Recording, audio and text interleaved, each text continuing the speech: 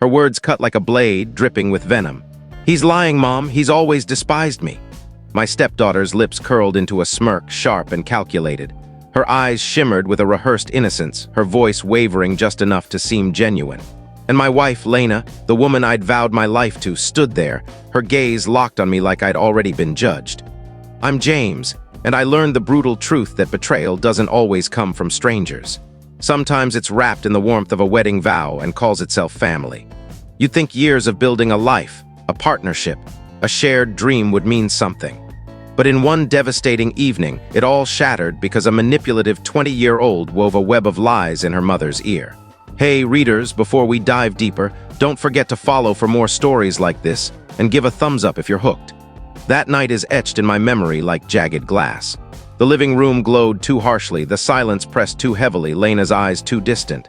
"James, pack your bags, I'm done." Her voice was steady, unyielding. Mine cracked. "Are you serious? You're kicking me out because of her words?" She didn't respond. She just looked at her daughter with that fierce, unshakable devotion she once reserved for me. In that instant, I realized I wasn't her priority. I wasn't even her choice. The walls seemed to hum with mockery that wasn't mine, trust that wasn't hers. The cruelest part? She never asked for my side. No questions, no defense, just banishment. I packed in silence. Each folded shirt felt like a burial. Each shoe tossed into the suitcase was a stab of betrayal. When the door slammed shut behind me, the night air hit like a frost. I stood there, suitcase in hand, my marriage in ruins, and her daughter's triumphant smirk flickering in the window's reflection. But here's the thing. The universe keeps its ledger, and their debt was steep. 3 weeks later, when Lena came to me, asking if I'd thought things over, asking if I was ready to beg for forgiveness and return, I didn't just walk away. I made sure they felt the full weight of their betrayal. This wasn't the end. It was the start. The first week, I crashed in a friend's guest room, staring at the ceiling, replaying every moment, wondering how years of loyalty could collapse in a heartbeat. The silence crushed my chest. Every time my phone glowed, part of me hoped it was Lena admitting her mistake. It never was. Instead, I saw her daughter's posts, taunting jabs, smug captions, baiting me to react. Some men never know their place. They wanted me shattered. For a moment, I was, but pain is a strange mentor. By the end of that week, I saw it clearly. It wasn't her daughter's lie that broke me. It was Lena's choice to believe it, her silence, her betrayal. In week 2, something in me hardened. I wasn't weeping. I wasn't raging. I was calm, resolute. The man who pleaded to be heard died the night the door closed. So I started planning. I dug out an old box of documents I'd kept for years. Bank statements, property titles, evidence of everything I'd poured into our life. She thought she could erase me with a locked door. She underestimated the quiet man she discarded. By week 3, I was rising early, cooking my own meals and making lists in the stillness of dawn. Each day, I grew sharper, steadier, stronger. So when Lena appeared at my friend's doorstep, guilt flickering in her eyes, I didn't waver. "James," she said softly, "we both need to rethink things. Maybe it's time you apologize and come back." The nerve. She expected me to grovel as if I were the villain. I smiled, slow and measured. "I've thought plenty," I said, handing her a crisp envelope. Her hands trembled as she opened it. Divorce papers. For the first time, she stood in the cold. She stared at the bold text, then let out a brittle laugh, the kind that escapes when the world tilts.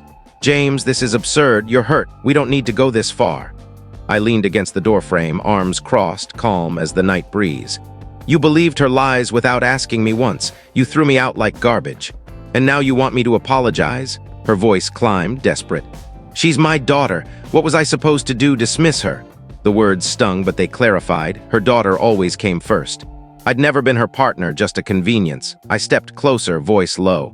"You were supposed to be my wife. You were supposed to know me better than anyone. Instead, you chose her story over my truth." Something shifted in her eyes then. Not fear of losing me, but fear of losing the life we'd built. The stability, the finances. The man who kept the house running, paid the bills, stood by her when no one else did. "James, don't do this. Let's talk." I was done talking. My silence spoke louder. Right on cue, her daughter appeared, arms crossed, eyes blazing with venom. "Good," she sneered. "He's finally gone for good. Mom, let him walk. He was always jealous of me anyway." This time, her words didn't wound. They fueled me. I saw the first cracks in their bond. Lena looked at her differently. The girl's smug grin didn't comfort. It unnerved. I almost pitied them. Almost. "You'll regret this," I said softly and shut the door. Their voices leaked through the hall, muffled arguments, sharp retorts, music to my ears. For once, their flawless mother-daughter harmony was faltering. Revenge isn't fire, it's frost. It lingers, it spreads, it makes everything fragile. In the days that followed, I executed every step I'd planned in those sleepless nights. I met with my lawyer, a trusted friend who needed no persuading to handle this with precision and no mercy. We reviewed everything, the house, the investments, the joint accounts. Half carried my name. Contributions she'd long dismissed as helping. I'd built as much of that life as she had, maybe more. Then there was her business, the one I'd helped grow from a rough idea to a thriving operation. The one I'd funded in its infancy. She thought it was hers alone. I had the proof, the contracts, the transfers, the signatures. Legally, I wasn't just her husband. I was her silent partner. Silence was done. When she realized what I was doing, she tried to stop me. Calls, texts, visits, I didn't respond. Every unanswered call reminded her she'd lost the right to my voice. Her daughter couldn't resist posting about me online. Bitter, desperate, pathetic. Each post screamed insecurity. Each insult confirmed what I already knew. Their war with me had just begun, and they were defenseless. The court summons landed like a hurricane. My lawyer delivered everything with surgical precision. Division of assets, proof of my financial stake, clear claims to what was mine. I imagined Lena reading, her confidence fracturing. In her mind, divorce was simple. Toss me out, watch me beg, offer mercy when I broke. But I wasn't begging, I was rising, and they were the ones slipping. 2 days later, I saw them outside the courthouse. Lena's face was torn between anger and desperation. "James, please, you don't have to do this. Think about what we built." I met her gaze. "Exactly, we built it, not you, not her, and I'm taking what's mine." Her daughter stood beside her, arms crossed, glare razor-sharp. "You're just greedy," she spat. "You never loved her." "Only the money," I nearly laughed. "Funny. I'm not the one who lied to destroy a marriage." She lunged, and Lena grabbed her arm, hissing, "Stop, you're making it worse." Worse, the word hung heavy, because yes, worse was coming. My lawyer filed everything flawlessly, accounts frozen. Assets locked, property under scrutiny. For the first time, Lena wasn't in control. For the first time, her daughter's tantrums didn't sway anything. The sweetest part wasn't the legal victories. It was knowing their perfect bond was unraveling under the weight of their choices. They blamed each other. She blamed her daughter for lying. The girl blamed her for being weak.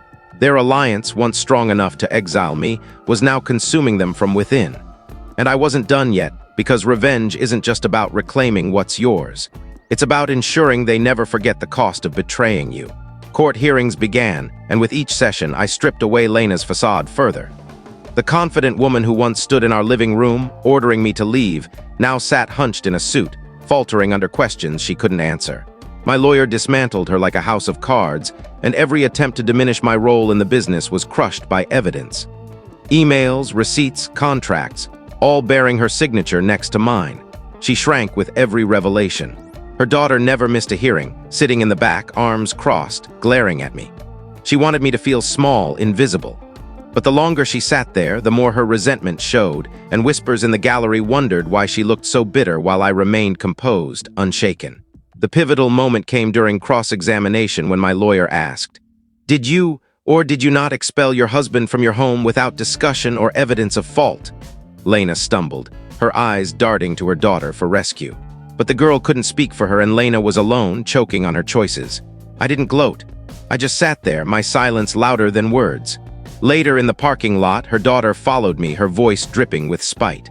"You think you've won? You're pathetic. Mom will never forgive you." I turned, unflinching, meeting her gaze. "She doesn't need to forgive me, but one day she'll see who ruined her marriage. And it wasn't me." For the first time, her expression wavered, a small crack. I slid into my car, the cool leather embracing me like armor as city lights streaked across the windshield. For the first time in weeks, I felt peace, because revenge wasn't just unfolding in court. It was unraveling in their home, where trust between mother and daughter was fracturing. And I hadn't even delivered the final strike. The cracks grew faster than I'd anticipated.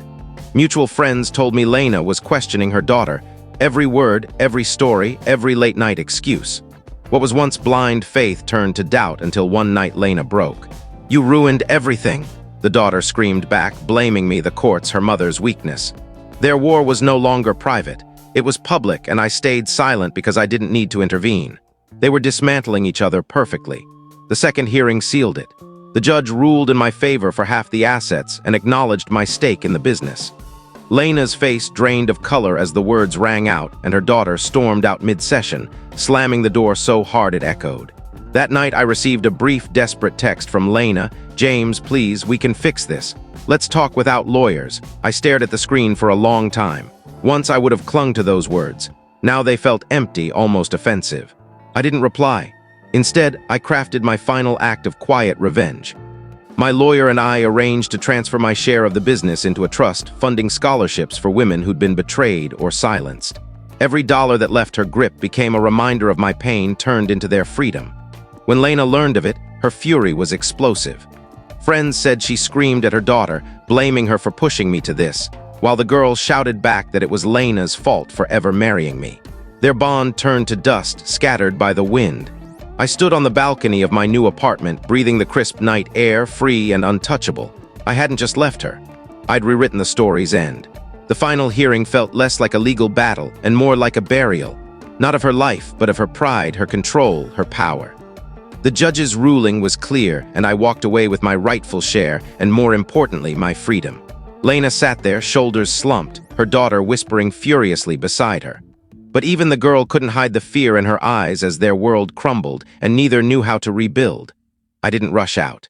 I gathered my papers and walked past Lena as she looked up, eyes red, searching for pity, forgiveness, or hope. I gave her nothing. Outside, her daughter was waiting, no smugness now, just raw anger laced with fear. "You ruined her," she hissed. I tilted my head, calm as ice. "No, she ruined herself. You just helped."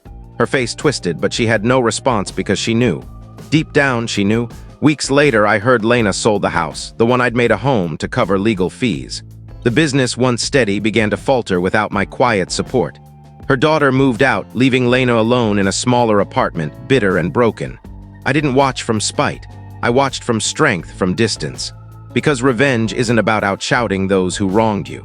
It's about living so boldly that their betrayal becomes a mere shadow in your light. And as I signed the final papers, the clerk slid them across with a polite smile. "It's finalized." I traced the ink, closed the folder, and whispered to myself, "Done." I left the courthouse steps and let the city envelop me, not as an outcast, but as a man reclaimed. In the weeks that followed, I built new rituals. Morning runs by the river, coffee that tasted like freedom, rooms arranged to my will. Then one morning, an email arrived from the first scholarship recipient. A woman whose name I didn't know, writing, "Your gift changed my life." I realized revenge had blossomed into something deeper, stronger. While they circled the wreckage of what they'd burned, I was sowing seeds in ground no one could scorch. When a mutual friend said, "She keeps asking why you won't answer," I smiled and let the question fade like mist. The past was a locked door, and I had no need to knock. That night, I boxed the last traces of that old life, the ring, the keys, the photos. I carried them to the river and whispered, "Thank you for the lesson." Then I turned toward the city's glow, new and alive, knowing the truest revenge wasn't their pain, but my freedom to write a story bigger than the one they tried to force on me. What do you think of this story? Share your thoughts below, hit like, and follow for more real-life tales.